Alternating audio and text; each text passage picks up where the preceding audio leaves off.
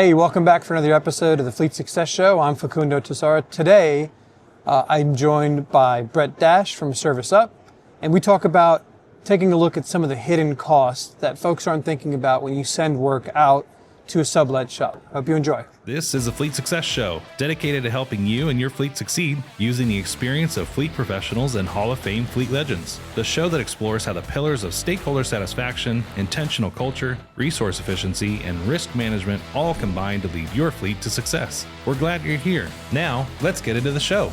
I'm Facundo Tassara, as I mentioned. I'm the Fleet Success Ambassador here at RTA. I do a bunch of fun stuff, travel around, visit fleets, talk fleets, come to shows, all that kind of stuff. But today I'm joined by Brett Dashe from ServiceUp, and we're going to talk a little bit about some of the things he's discovered through his company. So, Brett, tell us a little bit about yourself. How did you get to ServiceUp? So a little bit about you. If you don't mind, before I answer that, Yes. I've got a small surprise for you. Oh, geez. I love Coin check. surprises. Yes. You remember that? Yes. You know what to do with the coin check? I don't remember now. What am I supposed to do with it? You got your coin on you? No, actually, yes, I might. But it might be my bag. Do I need to swap it with you? I don't know if it's an honest answer and it's in your bag, I'll trust you with it. Actually, I don't think it's in my bag. I think it's in my room. Okay, so you owe me a beer. I do. Okay, no problem. Oh, you a beer? Yep. Okay, so here it is. Well, you can take it out of this thing, right? It's in a little cover. I think so. Yeah. How do you take it out of this? There you go. Oh, I came gee. prepared anyway. Nice. All right. So are you going to drink the beer, or am I going to drink the beer? So we're going to drink a beer. It's totally up to you. We can save these for later since it isn't exactly let's 5 save it for o'clock later. here. Let's save it for later. But figured I'd give you a little throwback for your. That's good. Yeah. For the event you hosted earlier Perfect. this week. It is. Now I'm trying to think about where it is in my room. I think it's in my luggage. Hopefully Bradley's not listening to this. All right. Okay. So Anyway, yeah. So tell me who you are and how you got to where you are. Brett Dashe, one of the co-founders of ServiceUp. I currently run the partnerships division of ServiceUp, which primarily includes everything involved with our marketplace and APIs. Okay, cool. So before getting there, what were you doing? I had a bit of an interesting path to get into fleet. Don't have a fleet background. All of us have the crazy Yes, path. exactly. I don't think anybody wakes up when they're 8 years old and says, "I'm going into fleet." I do know offense. one person. I think the story. I think Steve Saltzgiver. Okay, that's fair. I think he has said this. I mean, I don't know if it's true, but I believe it. So anyway, so Yep. I'll concede that one. I'm sure that's probably factual. But no, I actually began my career in hotels. I wound up in the San Francisco Bay Area and got sucked into tech. Have an enterprise software background, and being surrounded by entrepreneurs out there, thought I saw a gap in auto repair. We started a product on the consumer side actually that was made to be DoorDash for car repair. Worked with consumers initially. We actually got a lot of traction there, but found our value prop really resonated with fleets more. So moved into the fleet space with more of a managed service model that has become and evolved to a much more robust, basically fleet repair management platform for all types of vehicles and all types of repair. Okay, so you gave a little bit of anything you want to add to what ServiceUp is about, because I think that'll really help add context to the conversation. So anything else you think you need to add there for the listener to know? So ServiceUp, we effectively enable a marriage between fleets and shops around the country for all types of repair, all types of vehicle, class 1 through, we're actually announcing this week, 1 through 8. Nice. We were kind of focused on 1 to 4 initially, and now we're getting pulled upstream. Our sweet spot has really been in more centralized fleets up until about a year ago. So fleets that were all in a single lot, go home to the same location every night. We've evolved our platform now to be much more fleet friendly to any type of fleet, so that fleets can capture data on the repair side and during the repair cycle that no other platform can actually provide them, and make better decisions about what is happening to the vehicle during the repair and what type of repairs they need to focus on by way of efficiency and downtime and all of that. So we've now recently opened up our software in a way that all types of fleets, whether it's decentralized or centralized, can actually effectively use the platform. Nice. So is there like a sweet spot of fleets that you're looking to work with, or have discovered that, man, because they have this particular structure or setup, they're really struggling with being able to keep up with things that are not in their shop? Yeah, so we tend to be adopted best by more complex fleets, multiple regions, multiple vehicle types, vehicles that are used very heavily, whether it's last mile delivery, rental, etc. Those are kind of our sweet spot where they need to capture a lot of data around that repair cycle. Usually we're kind of 200 vehicles in the fleet on up. We work with many fleets that are in six figures, a number of vehicles as well.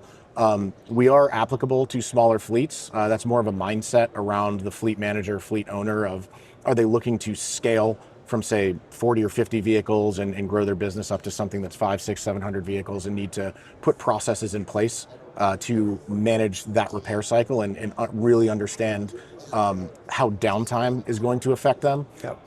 But that kind of high level, that's where we target. Perfect segue into kind of the meat of the conversation, which is through your service, you've been able to identify that there's a lot of hidden costs that people aren't thinking about. And I mean, I've lived it. I remember in, I think it was 2018, I wrote an article for Government Fleet Magazine about the hidden expense of a technician, two technicians taking a vehicle to a shop because it was happening to me and it had been happening to me. And so I just did a really simple math. And it was kind of funny because when we connected last week, somebody had just brought it on my radar that they found it. And they're like, hey, this is really cool. And they sent me a message about it on LinkedIn because they were having that same problem. And so there's a lot of cost associated. I was thinking about, well, you've got the technician time, but talk to me a little bit about those costs. I think those iceberg, right? You've got what percentage is it, the invoice? So generally you're looking at 30 to 40% of the true cost of a vehicle repair is the fixed cost. Right. You know, that, and that's what everybody goes to first. You brought up government. Specifically, when you look at government, you've got elected officials and constituents that may dig into some of these numbers, and all they're thinking about is parts cost and labor cost. And the reality is downtime and all the facets that feed into downtime is really the true cost of repairs, or at least when a vehicle is out of service. There's a lot of different aspects that you have to factor in when you're thinking about the true cost of repair. So as much as 60, 70%. Yeah. So, you can think of it as an iceberg. Yeah. Right? So that some of those costs are operational downtime, towing, administrative overhead, and repair overspend. Yep. Yeah. Yep. I particularly like, which one of those, is there one of those that you find over and over again that's causing issues, or? All of those really feed into the overarching theme of downtime. Yeah. And it's figuring out what is causing that downtime and where you can lean that out as much as possible. And that's what we're trying to dig into mostly is give fleets the ability to analyze what's going on and A, figure out what the costs are, B, figure out where that drag is and where those inefficiencies are, and then C, make a decision on how to fix it. You've got to factor in those costs, especially if you're going back to an elected official to say, I need X or Y, either an additional in-house technician or additional piece of software, whatever it is. Yeah, you know, one that, so like I was just thinking about it as you were saying it, I'm going back to my dad's mechanic shop, right? So we had a towing company that we would contract with, and so a customer would call us, hey, I've got this problem, all right, we'll go pick up your car. We'll have somebody go pick it up. They go to pick up their car, they give us the bill, we pay the towing company, so we add that to their invoice. We're able to capture that. But then when you get into different parts, like in a government fleet, they might call fleet to tell you they have a vehicle, they might have it towed in by some random tow company, so then that cost goes somewhere, and then that gets forgotten about. And then of course, you know, the operational downtime, that one's never being captured, like ever. The admin, there are sometimes fleets that charge an admin fee. Majority of them do not. They should be part of certain markups. They're often not. And then the overspend. I mean, there's nobody, you've got a million things going on and they call you and you got, you know, you need this part, this part, this part, and this part. And instead of saying, do you have any alternatives to that part? It's just like, just get it done. So I'll give a quick example on the last piece that you're talking about of overspend and managing the minutia around that. So actually at this conference, I was talking to a fleet manager that manages a fleet of about 1,000 vehicles. They have rules in place, like audit rules in place to follow, to deploy to their shops and have their shops follow. Using cabin air filters as an example, in 90% of cases, they have a timeline on how long those cabin air filters are supposed to last. However, about 10% of their vehicles are in extremely dirty job sites, and those air filters need to get replaced however frequently, much more frequently than your standard your standard cycle. Yeah. He wants those replaced when they're dirty. So he went to, and not to talk too poorly about fleet management companies, but this is, the innocent shall remain nameless, was discussing that with them about how to manage at a granular level what to do about the air filters. Their solution was then, so what was happening is the air filters that needed to get replaced, those 10%, were getting declined every time because it had just happened 3 or 4 weeks prior. Right, okay. So he said, no, I need those replaced, but it was outside their parameter that covered the 90%. So their solution was to just approve all air filters. And now, anytime a vehicle's in a shop and the shop's like, oh, well, we just do the air filters every time we do a lube oil filter, they're now paying for an air filter 100 times more frequently than they're supposed to be.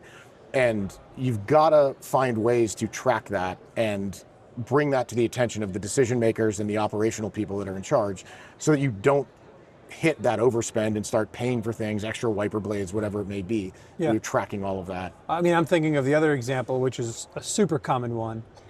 I'll give the example as a starter. Because no one goes to school for fleet management, chances are you were never formally trained on how to successfully lead a fleet. That's where the Fleet Success Playbook comes in.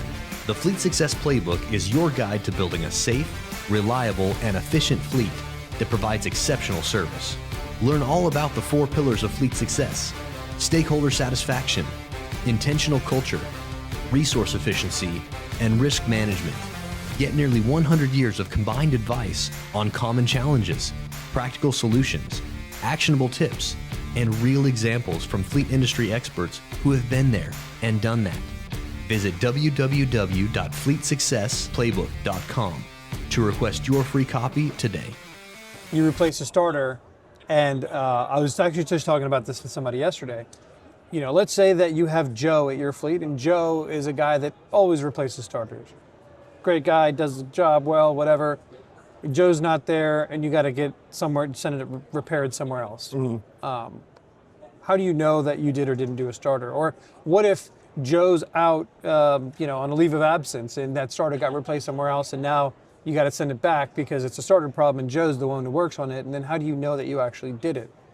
So the tracking of things that you've already done too. Yeah, and a lot of times, like some of the operational drag we talk about is repurposing staff. You might have a tech or somebody that's supposed to be wrenching, and instead they're moving vehicles around, right? If that's happening, or you have dedicated staff to do it, but the one that moves certain types of vehicles around is out that day, and they bring it to a shop and they didn't know that the starter hadn't been replaced yet, and all of a sudden they replace it again, and there's no audit rule in place to prevent that, all of a sudden you just double spent again.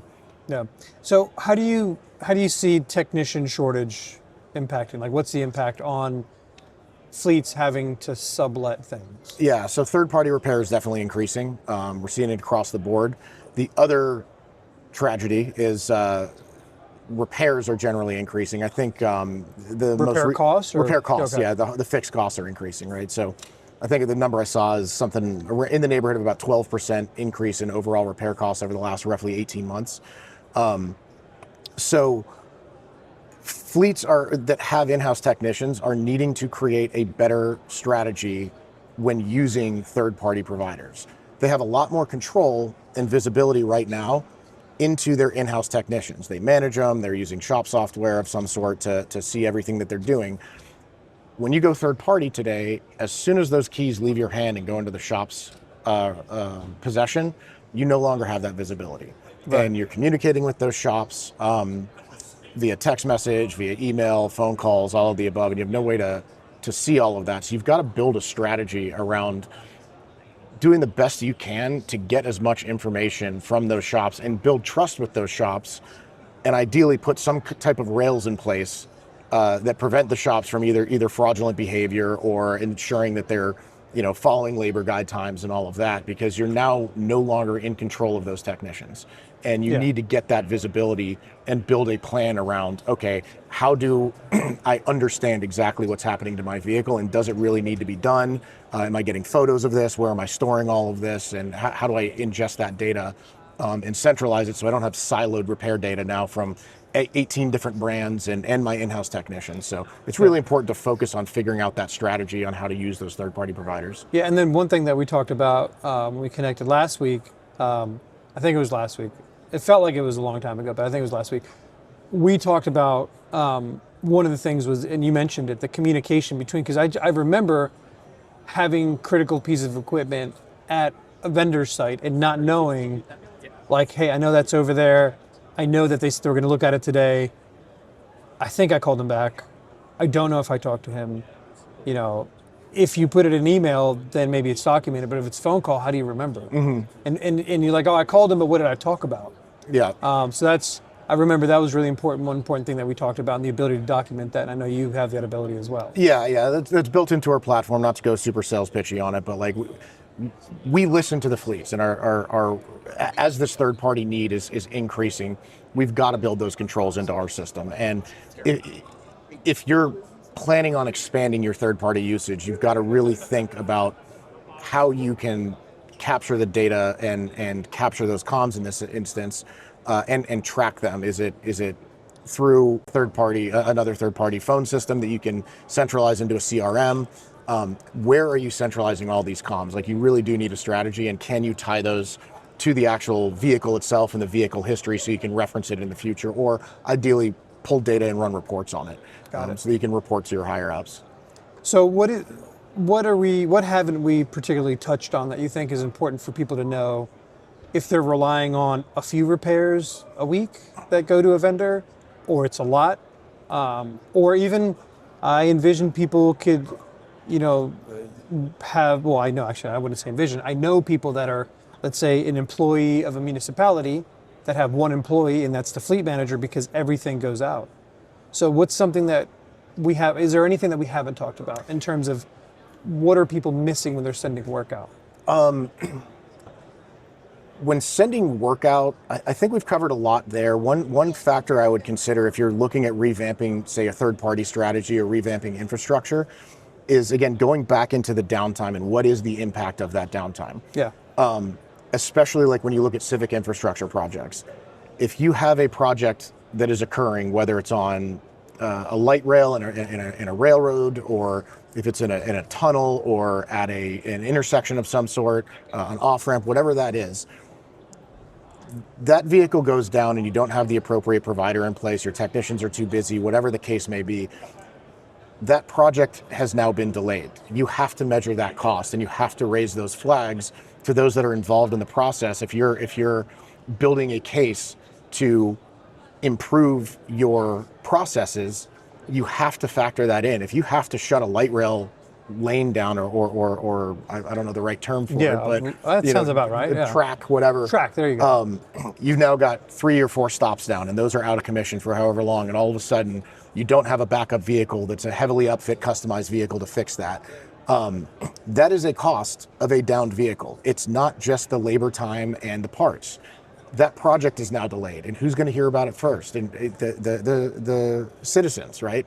And then who are they going to contact, right? Like, you have to think about all these different headaches that feed into that downtime model, which is where we get back to that 30 to 40% is the fixed cost. Right. And you've got to think about the full impact of what is happening when that vehicle goes offline if you don't have an immediate backup in place. Yeah, and I don't think that's a really good example.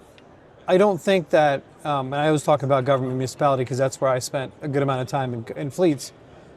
People don't need to smash their head against the wall to try to figure it out and do some math that they have no idea how to calculate. No. I've always told people, like, when you're talking to senior ranking officials and you need to talk to them about whatever, you need to put it about in their terms. Typically their terms are cost, service delivery, and risk. Like, if you put it in one of those terms, they'll listen. The service delivery part of it, absolutely, there's the cost involved. And the easy way to do it is, well, talk to your user departments, like solid waste, right? Like if you don't have your truck available for you to pick up solid, whatever you're picking up today, Right. well, what's it costing you, right? Like, don't try to figure it out and then come up with some random number and then tell it to leadership, and the leadership is like, where'd you get that number from? Just ask, right? I mean, I've been in a similar position where like, oh yes, I want to calculate the impact here. I didn't have the information, and I'm like, how are we going to do this? And then I ended up having a conversation. And he's like, oh, well, this is what it costs if we have a truck down. I'm like, oh, I should have asked you 3 weeks ago. Yeah.